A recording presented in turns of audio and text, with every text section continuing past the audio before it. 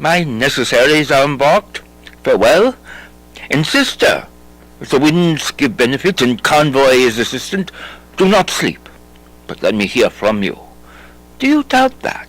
For Hamlet and the trifling of his favour hold it a fashion and a toy in blood, a violet in the youth of primy nature, forward, not permanent, sweet, not lasting, the perfume and suppliance of a minute, no more.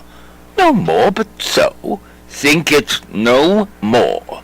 For nature crescent does not grow alone in thews and bulk. But as this temple waxes, the inward service of the mind and soul grows wide withal. Perhaps he loves you now, and now no soil nor culture doth besmirch the virtue of his will. But you must fear. His greatness weighed, his will is not his own, for he himself is subject to his birth. He may not, as unvalued persons do, carve for himself, for on his choice depends the safety and the health of the whole state, and therefore must his choice be circumscribed unto the voice and yielding of that body whereof he is the head. Then if he says he loves you, it's with your wisdom so far to believe it, as he in his particular act and place may give his saying deed, which is no further than the main voice of Denmark goes withal. Then weigh what laws your honour may sustain. If with too credent ear you list the songs, or lose your heart, or your chaste treasure open to his unmastered importunity. Fear it, Ophelia, fear it, my dear sister, and keep within the rear of your affection, out of the shot and danger of desire. The cherished maid is prodigal enough, if she unmask her beauty to the moon. Virtue itself scapes not calumnious strokes. The canker calls the infants of the spring too oft before their buttons be disclosed, and in the morn and liquid dew of youth contagious blasphements are most imminent. Be wary then, best safety lies in fear. Youth to itself rebels, though none else near. I shall the effect of this good lesson keep, as watchman to my heart. But good my brother, do not as some ungracious pastors do, show me the steep and thorny way to heaven, whilst like a puffed and reckless libertine, himself the primrose path of dalliance, treads and erects not his own lead. Oh, fear me not, I stay too long, but here my father comes. A double blessing is a double grace. Occasion smiles upon a second leave. Yet here Laertes, aboard for shame. The wind sits in the shoulder of your sail, and you are stayed for. There, my blessing with you. And these few precepts in thy memory. See thou character. Give thy thoughts no tongue, nor any unproportioned thought his act. Be thou familiar, but by no means vulgar.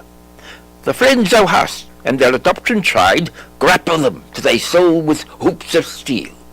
But do not dull thy palm with entertainment of each new-hatched, unfledged comrade. Beware of entrance to a quarrel, but being in, bear it, that the opposed may beware of thee. Give every man thine ear, but few thy voice. Take each man's censure, but reserve thy judgment. Costly thy habit as thy purse can buy, but not expressed in fancy. Rich, not gaudy. For the apparel oft proclaims the man. For they in France of the best rank and station are most select and generous chief in that. Neither borrower nor lender be, for loan oft loses both itself and friend, and borrowing dulls the edge of husbandry. This above all, to thine own self be true, and it must follow as the night the day. Thou canst not then be forced to any man. Farewell, my blessing, season this in thee. Most humbly do I take my leave, my lord. The time invites you. Go, your servants tend. Farewell, Ophelia, and remember well what I have said to you. 'Tis in my memory locked, and you yourself shall keep the key of it. Farewell. What is it, Ophelia, he has said to you? So please you something touching the Lord Hamlet. Marry, well bethought. just told me that they often relate given private time to you. And you yourself have of your audience been most free and bounteous. If it be so, as so 'tis put on me, that in way of caution, I must tell you, you do not understand yourself so clearly as it behooves my daughter and your honor. What is between you? Give me up the truth. He hath, my lord, of late made many tenders of his affection to me. Affection? Pooh! You speak like a green girl, unsifted in such peerless circumstance. Do you believe his tenders, as you call them? I do not know, my lord, what I should think. Marry, I'll teach you.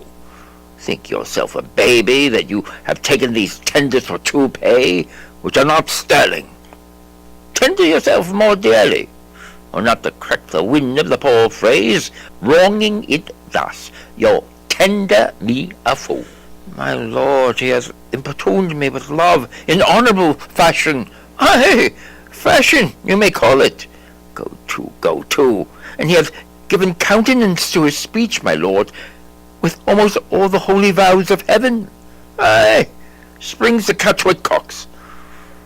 I do know when the blood burns how prodigal the soul lends, the tongue vows. These blazes' daughter giving more light than heat, extinct in both, even in their promise, as is a making, you must not take for fire. From this time be somewhat scanter of your maiden presence. Set your entreatments at a higher rate than a commander parley. For Lord Hamlet believes so much in him that he is young, and with a larger tether may he walk than may be given you. And few, Ophelia, do not believe his vows, for they are brokers, not of that dye which their investments show, but mere implorators of unholy suits, breathing like sanctified and pious bawds, the better to beguile. This is for all. I would not in plain terms from this time forth have you so slander any moment leisure as to give words or talk with the Lord Hamlet. Look to it. I charge you, come your ways. I shall obey, my lord. The air bites shrewdly. It is very cold. It is a nipping and eager air. What hour now? I think it lacks of 12. No, it is struck. Indeed, I heard it not. Then it draws near the season wherein the spirit held is wont to walk.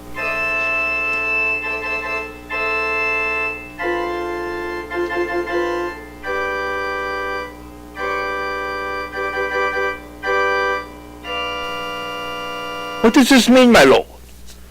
The king doth wake tonight, and takes his rouse, keeps wassail, and the swaggering upspring reels. And as he drains his drops of Rhenish down, the kettle drum and trumpet thus bray out the triumph of his pledge. Is it a custom? Aye, merry is it.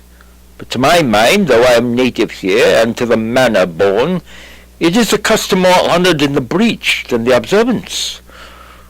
This heavy-headed revel east and west makes us traduced and taxed of other nations.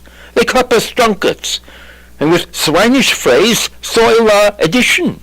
And indeed it takes from our achievements, though performed at height, the pith and marrow of our attribute.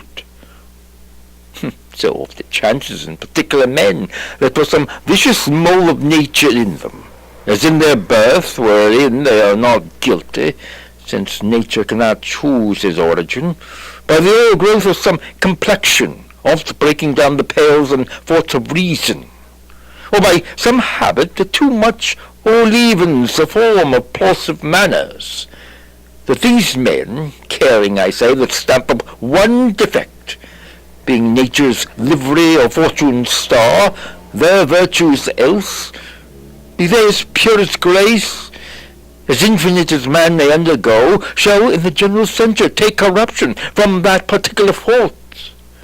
The drama real doth all the noble substance of a doubt to his own scandal. Look, my lord, it comes. Angels and ministers of grace, defend us. Be thou, spirit of hell, for goblin damned. bring with thee airs from heaven, or blasts from hell? Be thy intents wicked or charitable, thou comest in such a questionable shape that I will speak to thee. I'll call thee Hamlet, King, Father. Bow down, answer me. Let me not burst in ignorance, but tell why thy canonized bones, hearsed in death, have burst their cerements. Why the sepulchre, wherein we saw thee quietly inurned, hath oped his ponderous and marble jaws to cast thee up again. What may this mean, that thou, dead corse, again in complete steel, revisitest thus the glimpses of the moon, making night hideous, and we fools of nature so horridly to shake our disposition with thoughts beyond the reaches of our souls? Say, why is this? Wherefore? What should we do? It beckons you to go away with it, as if it some impartment did desire to you alone. Look, with what courteous action it waves you to a more removed crown. But do not go with it. No, by no means. It will not speak. Then I will follow it. Do not, my lord. Why? What should be the fear? I do not set my life at a pin's fee. And for my soul, what can it do to that, being a thing immortal as itself?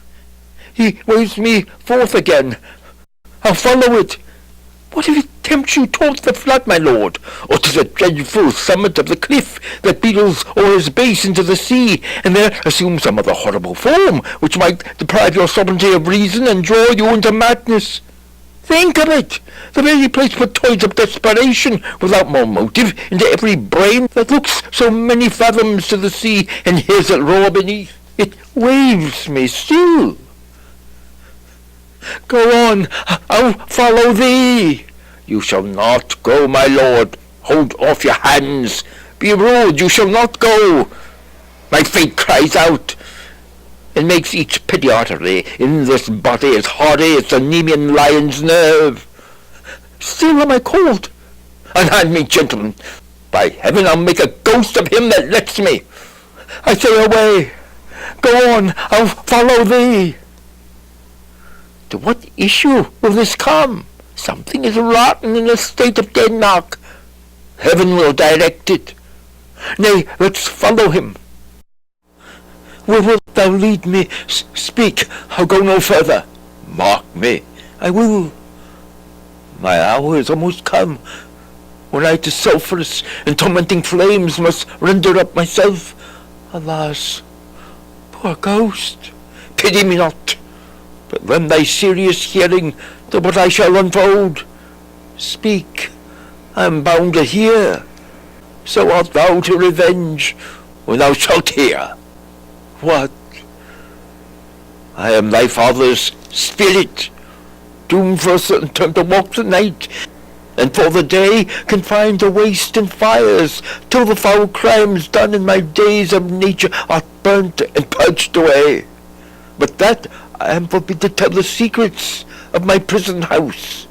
I could a tale unfold whose lightest word would herald thy soul, freeze thy young blood, make thy two eyes like stars start from the spheres, thy knotted and combined locks depart, and each particular hair to stand on end, like quills upon the fretful porcupine. But this eternal blazon must not be to ears of flesh and blood. List, list, oh list, if thou didst ever thy dear father love. Oh God, revenge is foul and most unnatural murder.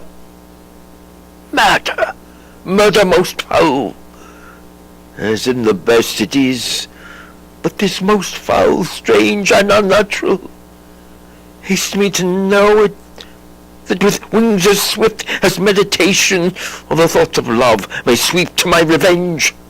I find thee apt, and duller shouldst thou be than the fat weed that rots itself in ease underneath thy warp. Wouldst thou not stir in this? Now, Hamlet, here, 'tis given out, sleeping in mine orchard, a serpent stung me. So the whole ear of Denmark is by a forged process of my death rankly abused. But no, thy noble youth, the serpent that did sting thy father's life, now wears his crown. O my prophetic soul, mine uncle, I, that incestuous, that adulterous beast, with witchcraft of his wit, with traitorous gifts, O wicked wit and gifts that have the power so to seduce. Wonder, shameful lust, the will of my most seeming virtuous queen.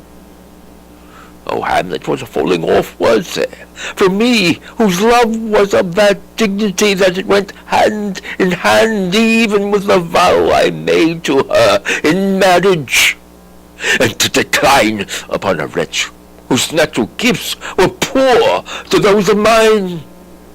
But virtue, as it never will be moved, though lewdness court it in the shape of heaven, so lust, though to a radiant angel linked, will sate itself in a celestial bed and prey on garbage.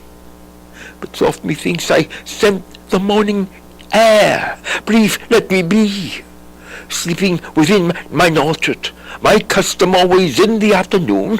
Upon my secure hour thy uncle stole, with juice accursed Hebalon in a vial, and in the pouches of mine ears did pour the leprous distilment, whose effect holds such an enmity with blood of man that swift as quicksilver it curses through the natural gates and alleys of the body, and with a sudden vigour it doth posset and curd like eager droppings into milk the thin and wholesome blood. So did it mine, and the most instant tether barked about, most ladder-like with vile and loathsome crust, o'er my smooth body. Thus was I, sleeping by a brother's hand, of life, of crown, of queen, at once dispatched, cut off even in the blossoms of my sin, unhuddled, unanointed, unanelled, no reckoning made, but sent to my account with all my imperfections on my head. O horrible, most horrible! If thou hast nature in thee, bear it not. Let not the rail bed of Denmark be a couch for luxury and damned incest. But howsoe'er thou pursuest this act, taint not thy mind, nor let thy soul contrive against thy mother aught. Leave her to heaven, and to those thorns that in her bosom lodge to prick and sting her. Fare thee well at once. The glowworm shows the matter to be near, and begins to pale his uneffectual fire. Adieu, adieu. Hamlet, remember me. Oh, you host of heaven, oh earth, what else? And shall I couple hell? Oh, fie! Hold my heart, and you, my sinews, grow not instant old, but bear me stiffly up.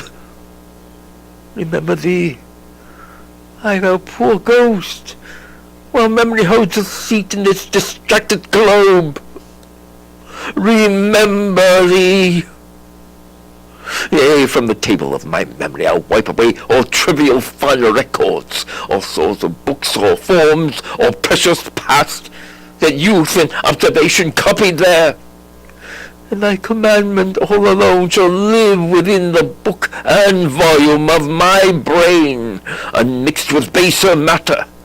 Yea, by heaven, O most pernicious woman, O villain, villain, smiling, damned villain! My tables, meet it is, I set it down, that one may smile and be a villain. At least I am sure it may be so in Denmark. So, uncle, there you are. Now to my word, it is, adieu, adieu, remember me. I have sworn it.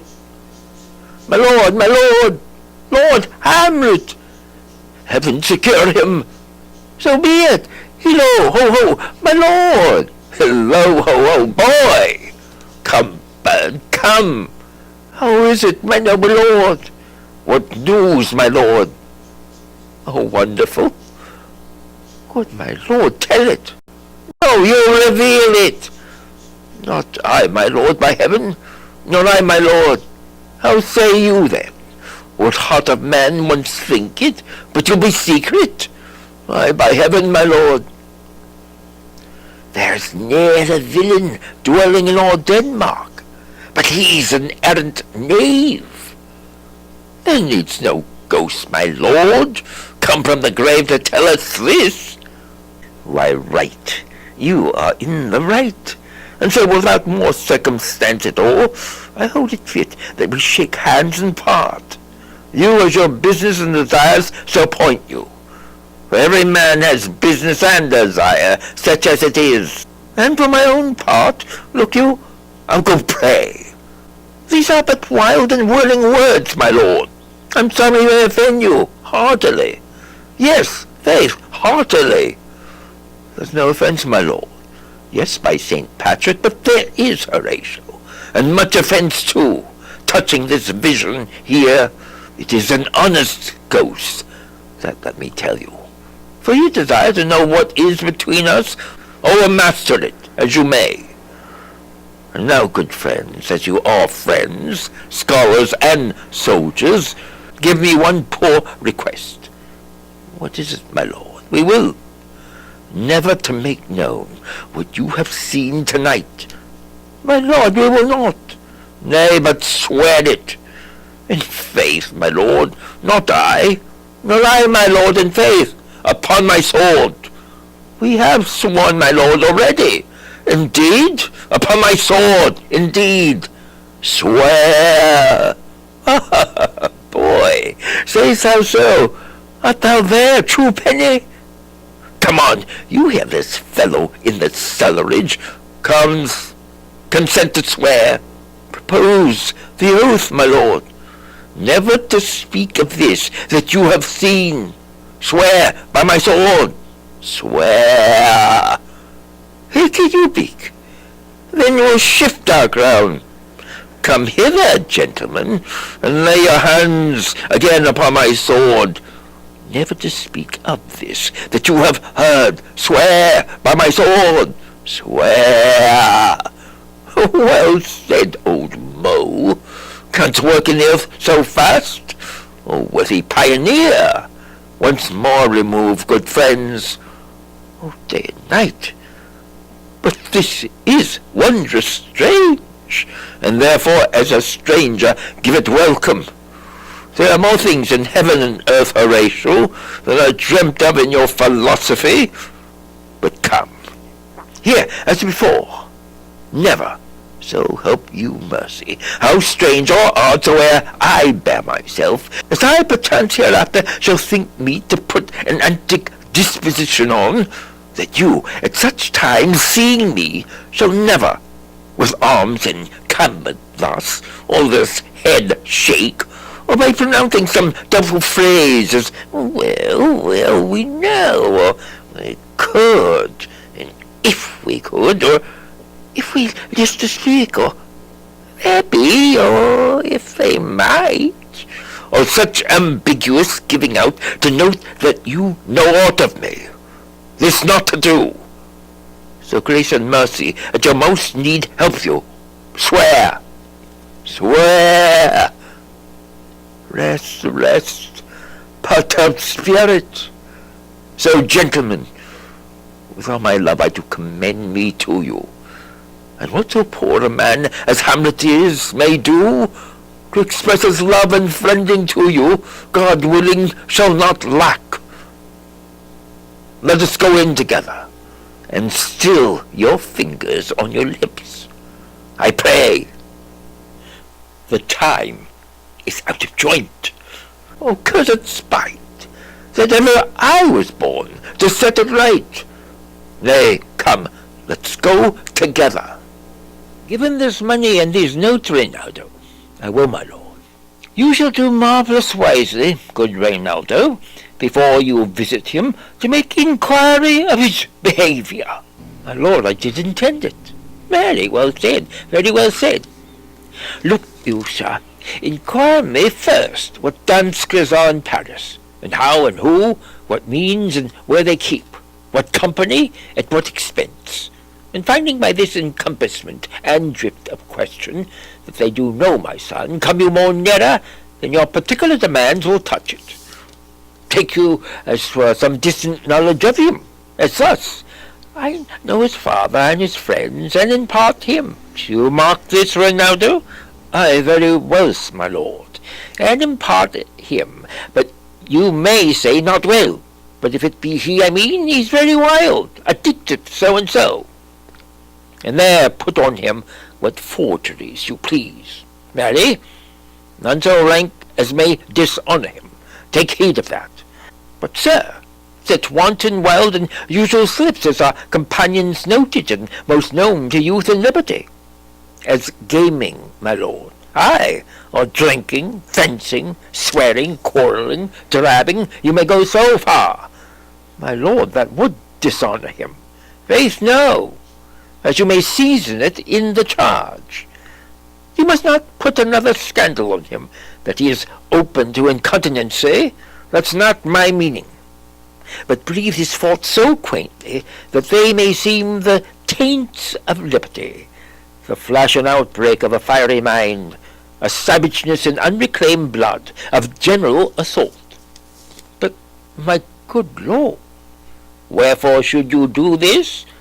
Ay, my lord, I would know that.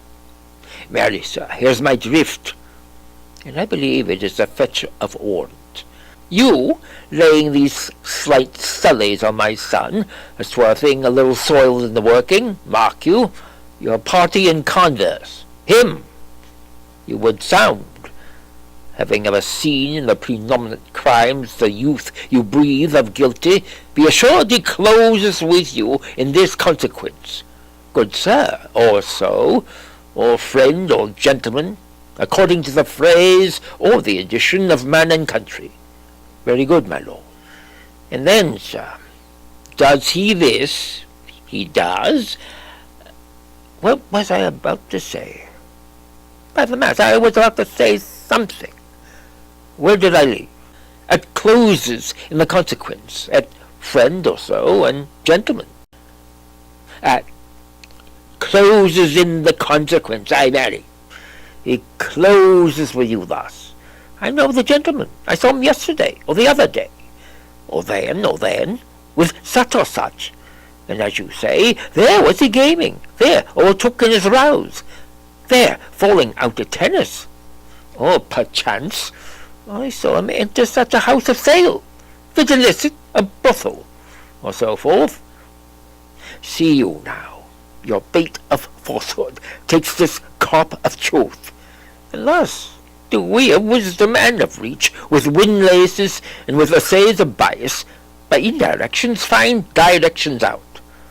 So by my former lecture and advice shall you, my son. You have me, have you not? My lord, I have. God be with you. Fare you well, good my lord. Observe his inclination in yourself. So, my lord, and let him ply his music. Well, my lord, farewell. Oh no, Avelia, what's the matter? Alas, my lord, I have been so affrighted. With what, in the name of God? My lord, as I was sewing in my chamber, Lord Hamlet, with his doublet all unbraced, no hat upon his head, his stockings fouled, ungartered, and down jibed to his ankle, pale as his shirt, his knees knocking each other, and with a look so peaches in purport, as if he had been loosed out of hell's week of horrors, he comes before me. Mad for thy love?